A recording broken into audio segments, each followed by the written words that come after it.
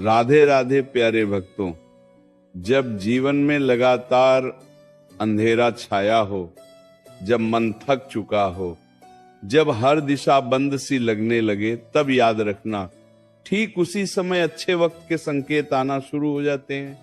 श्री कृष्ण कहते हैं परिवर्तन कभी शोर मचाकर नहीं आता, वह पहले भीतर से दस्तक देता है, बहुत धीरे, बहुत गहराई से। तुम अगर ध्यान से अपने मन, अपने विचार, अपने अनुभवों को देखो तो समझ जाओगे कि अब समय बदलने वाला है। सबसे पहला संकेत यह होता है कि तुम्हें अकेलापन महसूस होने लगता है। भीड़ में भी मन खाली खाली सा लगता है। पहले जो बातें तुम्हें खुश कर देती थीं, अब उनमें रस नहीं रहता। जो लोग बहुत अपने लगते थे, उनसे दूरी बनने लगती है। घबराओ मत, ये अलगाव दंड नहीं है, ये तैयारी है। श्री कृष्ण कहते हैं जब आत्मा को ऊंचाई पर ले जाना होता है, तब उसे कुछ समय के लिए अकेला किया जाता है, ताकि वो बाहरी शोर से मुक्त होकर अपनी असली शक्ति को पहचान सके। दूसरा संकेत ये होता है कि जीवन में रुकावटें बढ़ जाती हैं। हर काम में देर, हर रास्ते में अड़चन, हर कोशिश के बाद भी परिणाम नहीं मिलता। मन पूछता है मैं सही होकर भी क्यों हार रहा हूं। यही वह क्षण है जहां गीता का सार छुपा है। श्री कृष्ण कहते हैं जब भाग्य का पहिया घूमने वाला होता है तो पुरानी व्यवस्था टूटने लगती है। जो चीजें तुम्हें बांध कर रखी थी वे अपने आप ढहने लगती हैं। ये विनाश नहीं, ये पुनर्निर्माण है। तीसरा संकेत, तुम्हारा मन भीतर की ओर जाने लगता है। पहले तुम दुनिया को बदलना चाहते थे, अब खुद को समझना चाहते हो। पहले तुम सवाल बाहर पूछते थे, अब उत्तर भीतर खोजते हो। ये बहुत बड़ा संकेत है, क्योंकि अच्छा वक्त केवल बाहरी सुख लेकर नहीं आता, वो पहले भीतर स्थिरता लाता है। श्री कृष्ण कहते हैं जिसके भीतर शांति जाग जाती है, उसके बाहर की लड़ाइयां अपने आप समाप्त होने लगती हैं। एक और संकेत आता है, पुराने दुख फिर से याद आने लगते हैं। जिन बातों को तुम भूल चुके थे वे अचानक मन में उभर आती हैं। पुराने घाव, पुराने अपमान, पुराने दर्द। डरना मत, ये मन की सफाई है। जैसे घर में दीप जलाने से पहले धूल हटाई जाती है, वैसे ही अच्छे समय से पहले मन पुराने बोझ को बाहर निकालता है। ये पीड़ा नहीं, ये मुक्त होने की प्रक्रिया है। धीरे धीरे तुम्हें यह भी महसूस होगा कि तुम्हारी सहन शक्ति बढ़ गई है। जो बात पहले तुम्हें तोड़ देती थी, अब वही बात तुम्हें शांत कर देती है। लोग वही हैं, परिस्थितियां वही हैं, पर तुम्हारी प्रतिक्रिया बदल गई है। समझ लो, अब तुम भीतर से मजबूत हो रहे हो। श्री कृष्ण कहते हैं जब व्यक्ति प्रतिक्रिया देना छोड़ देता है और समझना शुरू कर देता है, तब उसका उत्कर्ष निश्चित हो जाता है। एक गहरा संकेत यह भी है कि तुम्हें अनजानी सी आशा महसूस होने लगती है। बिना कारण मन कहता है सब ठीक होगा। भविष्य स्पष्ट नहीं है, फिर भी डर नहीं लगता। यही विश्वास गीता की आत्मा है। जब जीवन तुम्हें विश्वास दे, तब समझ लेना कि ईश्वर तुम्हें संभाल रहा है। कभी कभी ऐसा भी होता है कि लोग तुम्हें गलत समझने लगते हैं। तुम्हारी नीयत, तुम्हारा मौन, तुम्हारी दूरी, सब पर प्रश्न उठने लगते हैं।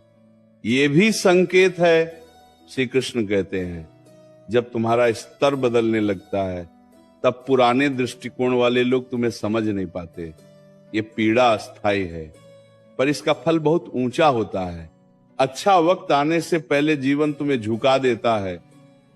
अहंकार टूटता है, अपेक्षाएं गिरती हैं और मन विनम्र हो जाता है, क्योंकि जो विनम्र होता है वही सच्चा पात्र बनता है। घड़ा खाली हो तभी भरा जाता है। याद रखना, जब तुम्हें लगे कि अब सहन नहीं होता, जब आंसू बिना आवाज के गिरे, जब प्रश्न बहुत हों और उत्तर कोई न दे, वही क्षण सबसे निकट होता है बदलाव के। श्री कृष्ण कहते हैं अंधेरी रात के बाद ही सूर्योदय होता है। और सबसे अंधेरी रात वही होती है जो सुबह से ठीक पहले आती है। तुम टूट नहीं रहे, तुम तराशे जा रहे हो, तुम खो नहीं रहे, तुम्हें सही दिशा दी जा रही है। जो जा रहा है उसे जाने दो, जो रुक रहा है उसे संभालो, क्योंकि अच्छा वक्त शोर के साथ नहीं आता, वो शांति के साथ प्रवेश करता है। श्री कृष्ण कहते हैं जब अच्छा वक्त पास आता है तब जीवन तुम्हें सब कुछ सिखा कर लाता है, पर बिना बताए तुम बस अनुभव करते हो, समझ बाद में आती है। अब ध्यान से सुनो, क्योंकि ये संकेत बहुत सूक्ष्म होते हैं और जो इन्हें पहचान लेता है वो कभी टूटता नहीं। एक और संकेत ये है कि तुम्हें चीजों से लगाव कम होने लगता है। जो वस्तुएं कभी बहुत प्रिय थीं, अब उनके बिना भी मन ठीक रहता है। पहले पाने की भूख थी, अब बस शांति चाहिए। ये वैराग्य नहीं है, ये परिपक्वता है। श्री कृष्ण कहते हैं जब आत्मा ऊंचाई पर जाने लगती है तब वो बोझ हल्का करती है। जो छूट रहा है उसे पकड़ने की कोशिश मत करो, क्योंकि वही छूट तुम्हें आगे उड़ने देगा। फिर एक समय ऐसा आता है जब तुम्हारे आसपास सब कुछ वैसा ही होता है, पर तुम्हारा मन बदल चुका होता है। पहले तुम हालात से लड़ते थे, अब उन्हें स्वीकार करते हो। पहले शिकायत करते थे, अब सीख लेते हो। यही वह बिंदु है जहां जीवन करवट लेता है। श्री कृष्ण कहते हैं जिसने स्वीकार करना सीख लिया उसने जीतना सीख लिया। अच्छा वक्त आने से पहले तुम्हें कई बार निराशा घेरती है। ऐसा लगता है सब व्यर्थ है, कुछ भी बदलने वाला नहीं। पर याद रखना, ये निराशा आखिरी परीक्षा होती है। जैसे बीज मिट्टी में सड़ता है तभी अंकुर बनता है। अगर बीज बोल सकता तो कहता मैं मर रहा हूं, पर वास्तव में वह जन्म ले रहा होता है। ये गहरा संकेत ये भी है कि तुम्हें मौन प्रिय लगने लगता है। अनावश्यक बोलना अच्छा नहीं लगता, भीड़ से मन हटने लगता है, तुम शब्दों से ज्यादा भावों को समझने लगते हो। श्री कृष्ण कहते हैं जब भीतर का शोर शांत हो जाता है तभी ईश्वर की आवाज सुनाई देती है। धीरे धीरे तुम्हें यह भी अनुभव होगा कि तुम्हें किसी से कुछ साबित नहीं करना है। लोग क्या सोचते हैं, इससे फर्क पड़ना कम हो जाता है। ये उदासीनता नहीं है, ये स्वतंत्रता है। क्योंकि जो व्यक्ति दूसरों की राय से मुक्त हो जाता है वही अपने भाग्य का निर्माण करता है। अच्छा वक्त आने से पहले जीवन तुम्हें खाली हाथ कर देता है। सहारा छिन जाता है, भरोसे टूटते हैं, उम्मीदें बिखरती हैं, और तभी श्री कृष्ण कहते हैं अब मैं तुम्हारा सहारा बनूंगा। जब तक तुम किसी और पर निर्भर रहते हो तब तक तुम्हारी शक्ति सोई रहती है। जब सब छूटता है तभी आत्मबल जागता है। कभी कभी तुम्हें अपने ही फैसलों पर संदेह होने लगता है। मन कहता है क्या मैं सही रास्ते पर हूं? यही प्रश्न तुम्हें सही दिशा में ले जाता है। जो व्यक्ति कभी खुद से प्रश्न नहीं करता वो कभी ऊंचा नहीं उठता। एक संकेत यह भी है कि तुम्हें छोटे छोटे क्षणों में सुख मिलने लगता है।